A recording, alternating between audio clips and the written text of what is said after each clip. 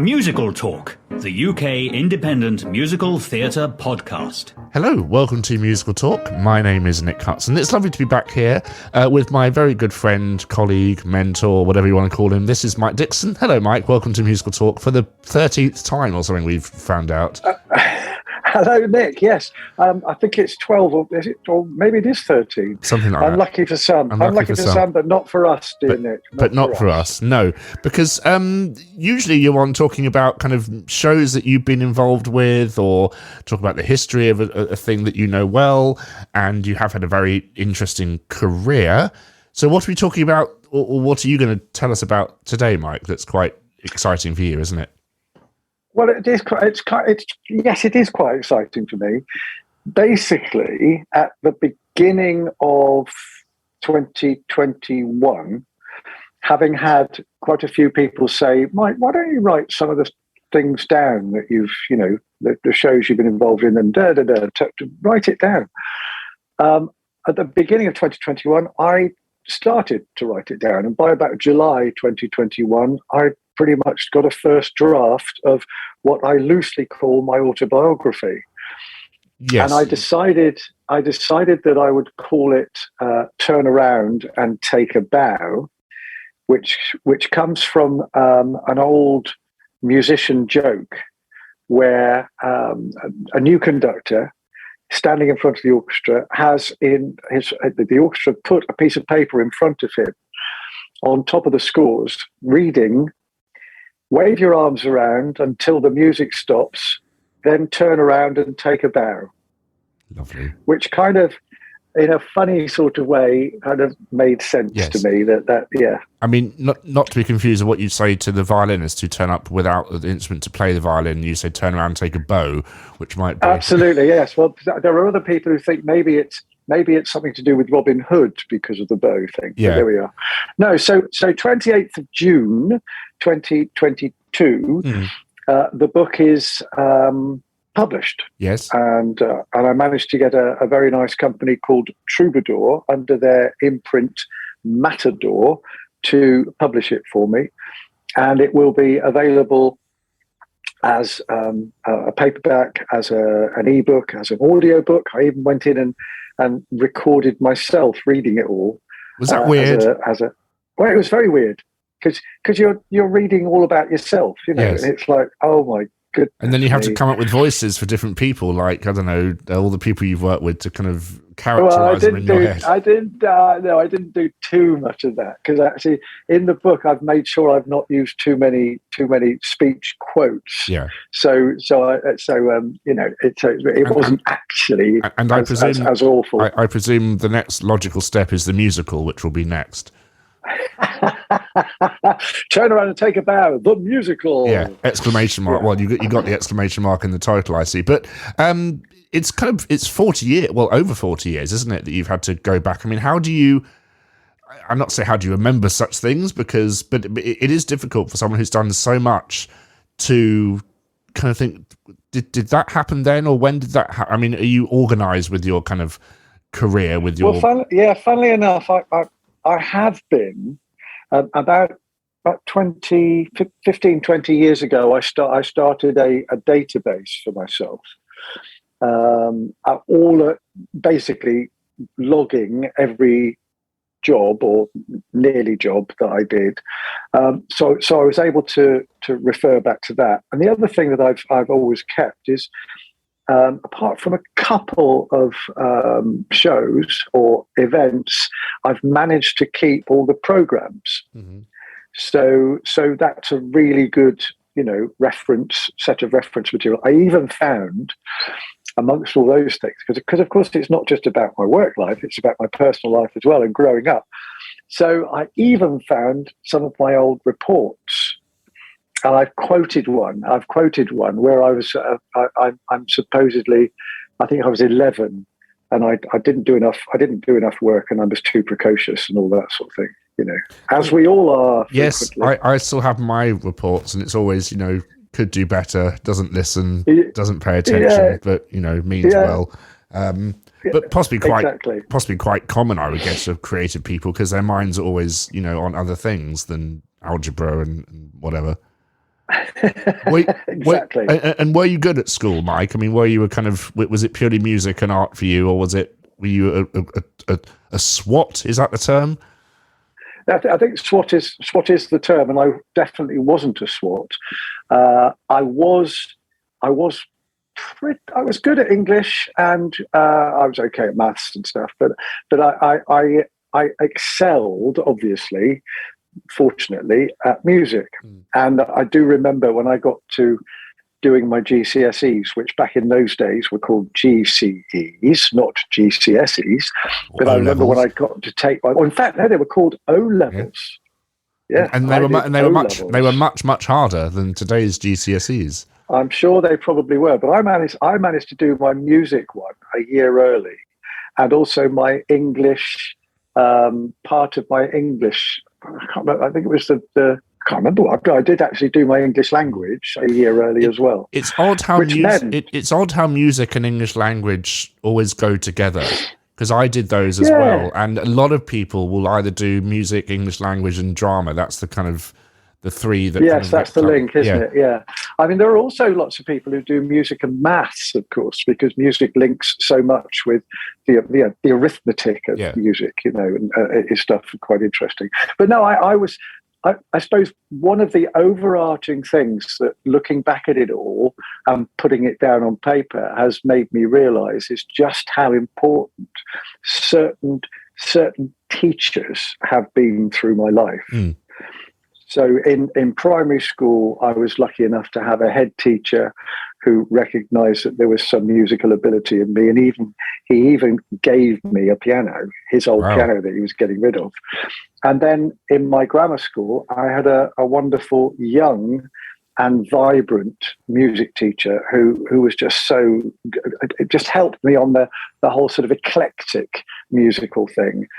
And then at music college, I had a fabulous piano teacher. So I have been extraordinary. It's great to look back at it and see all these pivotal people, leading me in a certain pathway. And to kind of map it out as well and think, well, if that person didn't teach me this, I wouldn't know this. And my piano teacher at school, I remember the first thing he did, he drew a kind of timeline of his teachers, and it all went back to Liszt and Beethoven, which was quite fun, I thought. I like that. Yeah.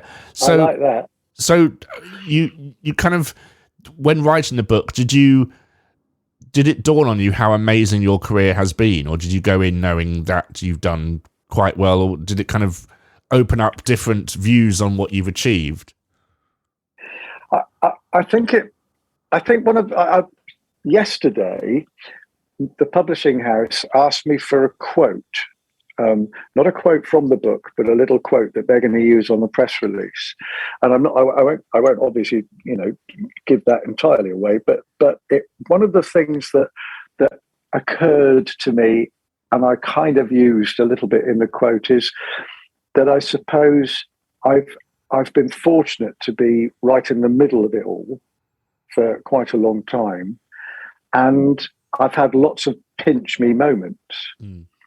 And it was, is this really happening? Am I actually doing this job? This is extraordinary, And I suppose it was that realization that I've started to write that down, so that all those pinch me moments are kind of notated now. And it's really humbling to look back and go, God, I was there. I was there with, the wonderful Arthur Lawrence when we did La Cage aux Folles for the first time in London, in 1985. On your birthday. And I was conducting it on my birthday. Yeah. But you remember, and being around at the gestation of Aspects of Love when it was first put together, and then the reboot of Joseph in 1991, all those, it's like, wow, yes, I was there and I did do that. And I have mentioned a few sort of hairs at the back of your neck moments. And one of those hairs at the back of my neck moments was the conducting the overture to Superstar in 1996. At the Lyceum. And I think I actually conducted the LP, the CD, And I moved down into the auditorium, and Simon Lee took over as musical director while I was musical supervising with Andrew and Gail Edwards, the director. But for the album itself, I conducted it. And just one of those moments was that moment of the very first Jesus Christ Superstar fanfare. And I had an 80-piece orchestra at CTS Studios and a 60-piece choir. And, it's just amazing, just extraordinary. So what it has done, writing it all down, has made me go, goodness, or some such word, goodness, how on earth did I manage to do all those things? And how on earth did little old me, be asked to do those things? So, yeah, it's been extraordinary. What's always surprised me about you, Mike, is you are, and I mean this in the politest possible way, you are a teacher, whether you're teaching the cast of a show material, or whether you're teaching the orchestra the material, or whether you're giving a talk at Arts Ed, or sitting down with me, or other people that I've seen you work with. You are so. It's so nice that this book is coming out, because once you've left this realm of existence or whatever, your words and your lessons and your stories will be able to move lots of other budding MDs and whatever it is musical supervisors do, I still don't know, forward, and you can. It's a way of you extending your craft and making sure it continues, which is really, really nice. I love that notion that essentially, even though sometimes as a conductor I am performing, essentially the job is teaching. Yeah. And I guess that is correct, because if it was a musical theatre piece, then most of the rehearsal time is teaching people what they need to do, and how to achieve what they're aiming to do. And so I suppose you are right. That's one thing I don't think I had actually put that together, that I suppose it is teaching. Well, there you go. You can rewrite the book in my honour. Yeah, sadly. It's already gone to print. There you go. Who is Anthony Cherry? Well, Anthony Cherry is one of my dearest friends, and Anthony was the producer of most of the big Friday night is music nights that I did, and some of those big events for Friday nights that we did. And so I've known Anthony for 10 or 12 years. And when it came to thinking about a forward, I thought it'd be really nice to have, get somebody to give me do a forward for me. And I said to Anthony, would you mind doing it? And he remembered, I'm not going to give it away, but he remembered a story from a big Elvis concert that we did in Hyde Park that I had completely forgotten. Okay. So he uses it in the forward.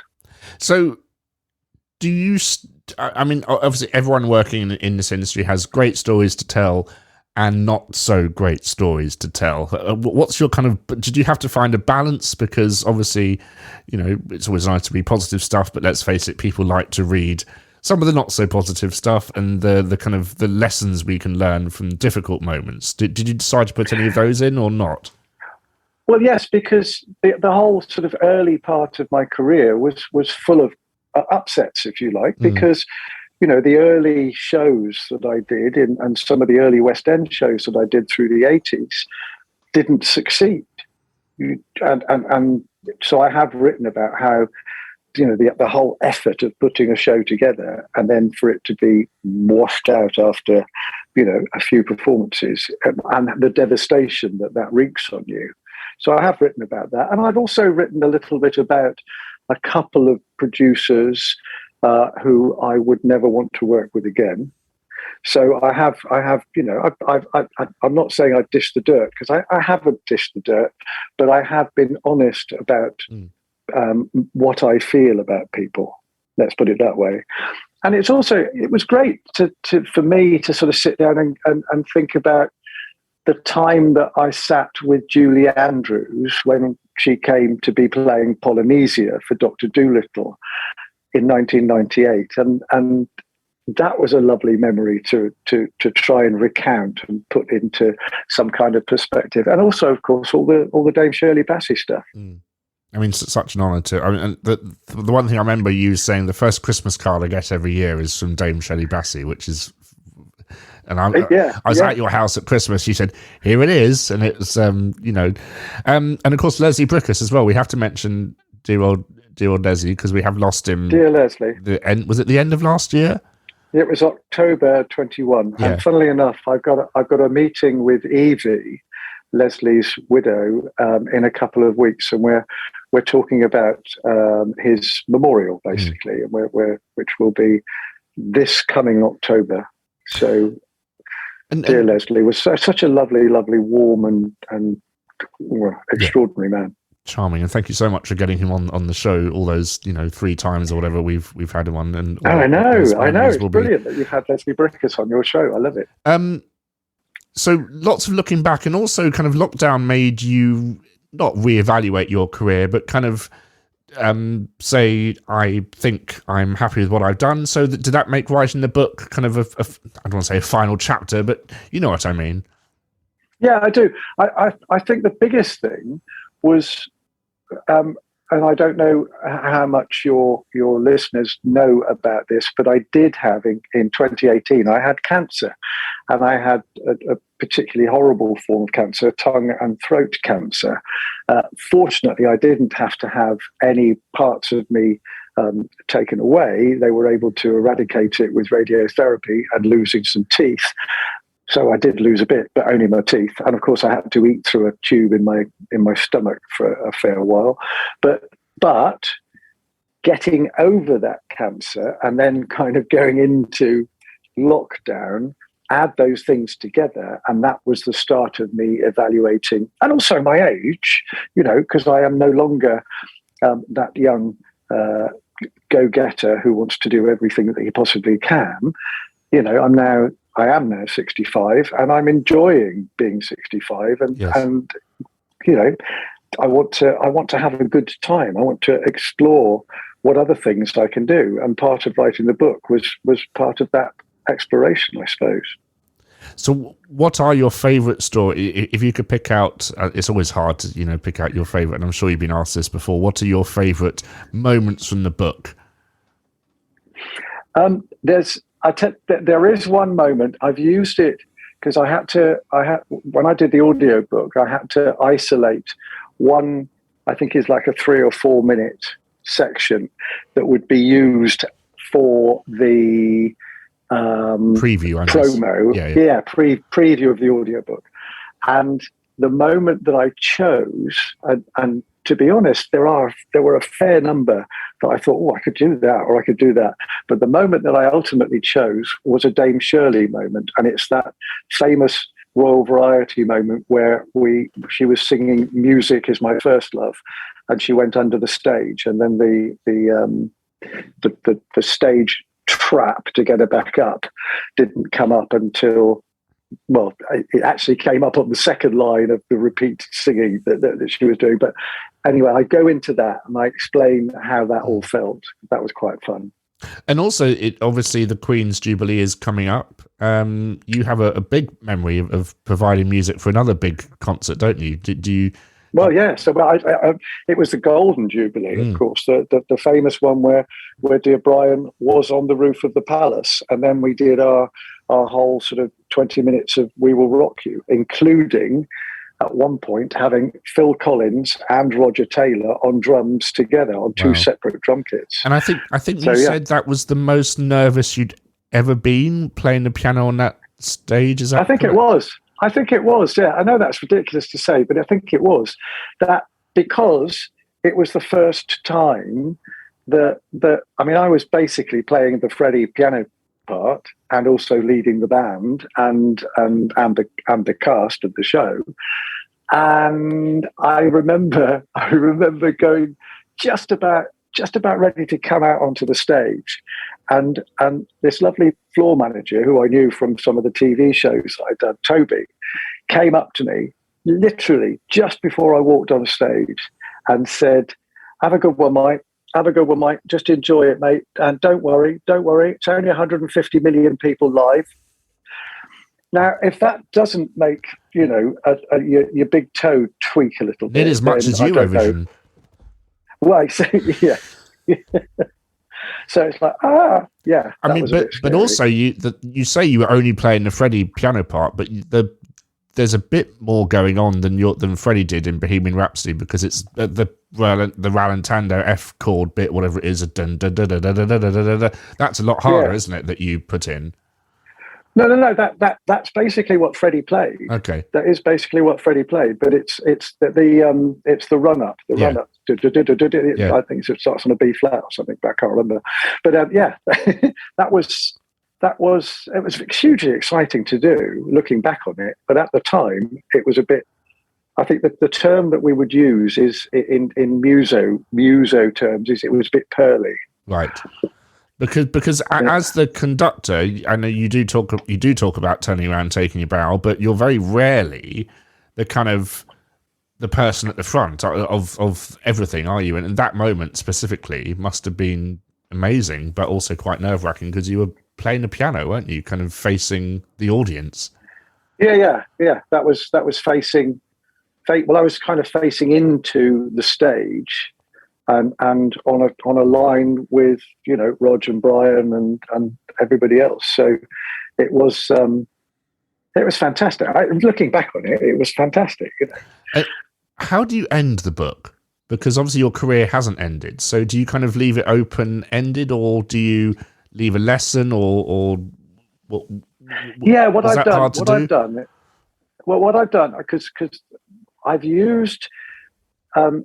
For 2018 and the whole cancer thing, during that period of time, I wrote emails to people, and I've selected and put together the emails that I sent out of if you like, and I know it's an awful cliche to say of my cancer journey, but essentially that's what I've done, and I've used that as the near enough the penultimate chapter, and then I've looked at a couple of things that have happened since then, and looked forward to a couple of things that may happen.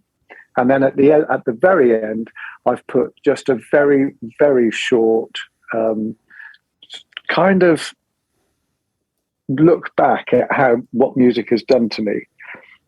So it's a very short little end epilogue, if you like.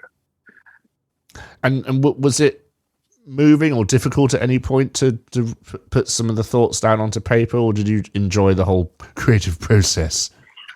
I enjoyed most of it. There are a few little bits of some childhood upsets and some emotional moments that were quite difficult to write down. But I've tried not to dwell on negatives. I mean, you know me as being quite a positive sort of chap, and always a sort of glass half full rather than half empty. So, or just full, inevitably, or just full, yeah. Just full. I prefer it full. But no, I think I've tried to be. I mean, a couple of people who have read it now have said to me, it sounds like you, Mike. It absolutely sounds like you. So that for me is good enough. I wouldn't want it to sound. Obviously, I wouldn't want it to sound like anybody else. But I want it to be, to reflect my persona, if you like. You didn't want a ghostwriter to come in and write it all down. I mean, because you're a musician, but would you say you're a writer? How hard was it to kind of write? Well, it was quite hard. It was quite hard to begin. Well, quite hard to begin with, because it's not something that we normally do. I mean, in my life, I've written a few lyrics. I've written, a few documents, and I've written speeches, and those sorts of things. But to actually write, I think it's something like 400 odd pages. Is it's 100 and some odd thousand words. So it's quite a lot to put together. So now, and next week I get the pre-publication copies of the printed book itself. When I have that in my hand, then I know that I'm going to have a little quiet moment to myself of thinking, goodness me, I am actually a writer. And also, you probably didn't think there was that much material when you sat down to start it, did you? Well, no, I didn't, absolutely. Because you think, oh, well, I'll just, I'll get through a bit of life, childhood, and then wanted to talk about somewhere that I go in Cornwall, wanted to talk about my relationships, wanted to talk, so I've interspersed things. So what I suppose I have, one of the things that I found quite difficult was, and then I did, and then I did, and then I did. And that has been quite difficult to kind of put together, so that there at various times, like for example, when you get to the point when I started work on the Miss World organization stuff, which was 2003, I didn't then, every time I got to another Miss World, because I did, nearly 20 of them, every time I got to another Miss World, I didn't do it again. And what I basically did was wrote a section about the Miss World thing, wrote a section about my work with Shirley Bassey, wrote a section about, rather than, I tell you what was interesting. What was interesting was watching in the third person this young boy go through, finish college, and then start his career, and see how those pathways all linked up through that early part of my career, and I thought about how important places that I have worked are, like the London Palladium. And I've referred to the London Palladium as the Cathedral of Theatre. Absolutely. Because it is kind of, I mean, for me, the thing that changed my life was this thing we're working on at the moment, which is the podcast. Every single bit of my career and my personal life and everything has been because of podcasting. Was there one thing for you, one little kind of turn that you made that opened up a whole new, was it a show you saw, or was it a piece of music you listened to, or something like that? There's a recurring theme about Jesus Christ Superstar, funnily enough, because Superstar came out in, was it 69, I think, but the album was 70, around about then. And so I talk about my experience with the album, the original album, when I was a schoolboy, and then how that impacted on me later on, because there was also, I nearly got involved in Jesus Christ Superstar when it was at the Palace Theatre, when I was still at college, because a friend of mine was one of the keyboard depus. So I talk about that. And then eventually, of course, I was on the show. But not Joseph, which is interesting, because you also did Joseph, and that was before Jesus Christ, wasn't it? Absolutely, yeah. Well, Joseph was 91 and Superstar was 96. And the Superstar we did was the one with Steve Balsamo. And of course, when you look back at the Joseph, it's the one that Jason Donovan, Lindsay Haitley, and then there was the big thing about who was going to take over from Jason Donovan. So I do talk about that whole Philip Schofield. What's going to happen? Yeah, the whole Philip Schofield. But you weren't influenced by Joseph as a child. It was Jesus Christ that you could say you found. Well, yes, it was, and the one, and actually it was a between that one and Godspell. Okay. So Stephen Schwartz was as important as Andrew Lloyd Webber at that point in time when I was like 16, 17.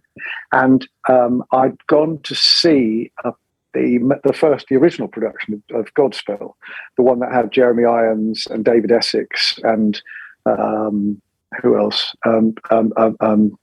Mandy Moore. I think did Elaine do that? I can't remember. I don't think she did.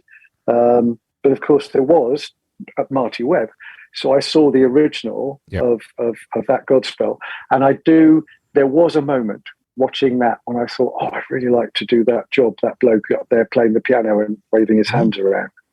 So I did kind of that was a bit of a linchpin moment as well. And to bring this full circle, because we'll end it here, and thank you so much, Mike. I remember two things specifically. I remember seeing Joseph in the Amazing Technicolor Doodah in 1990, whatever it was, 1 or 2 or whenever it was. And Yeah. I told this story many times on the show, but there was a man in the pit conducting, and I said, I want to, that looks fun. I'm not a conductor, but I still, am a musician. And I think that show, I sung it at school, as so many kids did, and still do, as a big part of my life. And I remember seeing Grease at the Dominion in 1990, and it was, I remember going to a record shop, and I was obsessed with radio jingles, and I was obsessed with the idea that Grease used a fake radio show.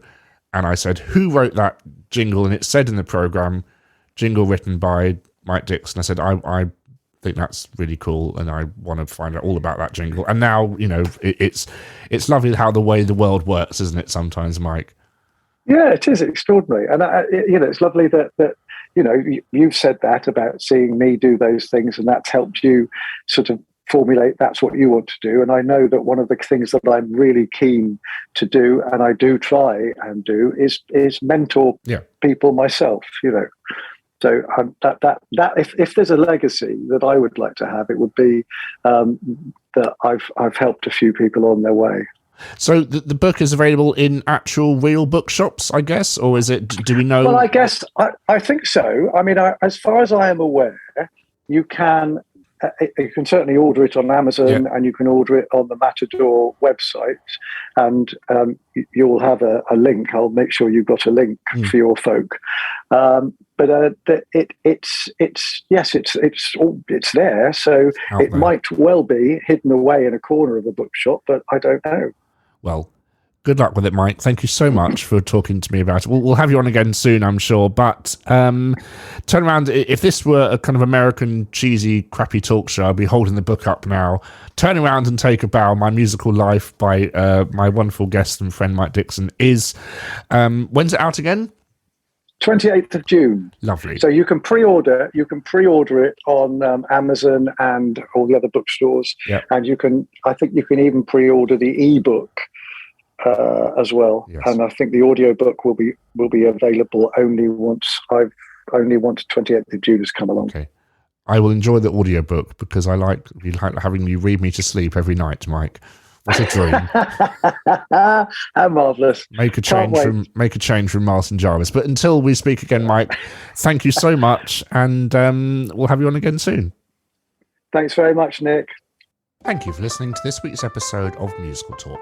To find out more about the world of Musical Talk, you can visit our website at musicaltalk.co.uk, where you'll find all our episodes, or you can listen on Spotify, Apple Podcasts, or YouTube. Please follow us on Twitter and Instagram at Musical Talk.